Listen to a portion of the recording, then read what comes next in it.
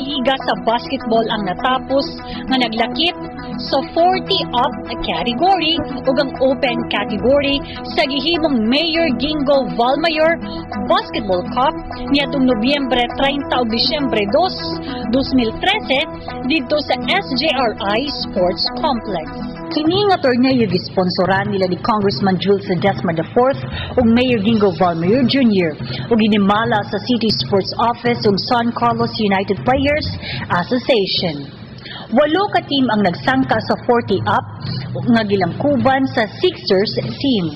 POS, Nature Spring, My Best, Tankis NJN, CMO, Anything ug Dipon. Sa championship match sa 40-up category, nagpigi sa best of 3 games ang CMO Batok Tankis NJN. Ang kampyonato na angkon sa CMO din wala hatagi niini og higayon nga makuha ang kampyonato sa atbang niini nga Tankis basketball team.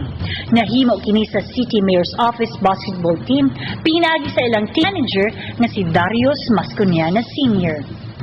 Naangkon usab sa Tankis team ang first runner-up, gisundan sa City Engineer Office second runner-up ug ang Dipon third runner-up.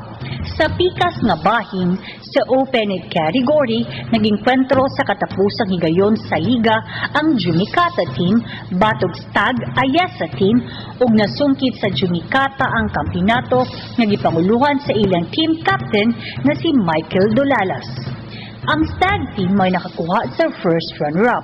Dayon ang Rusi team, second runner-up ug LJH team, third runner-up.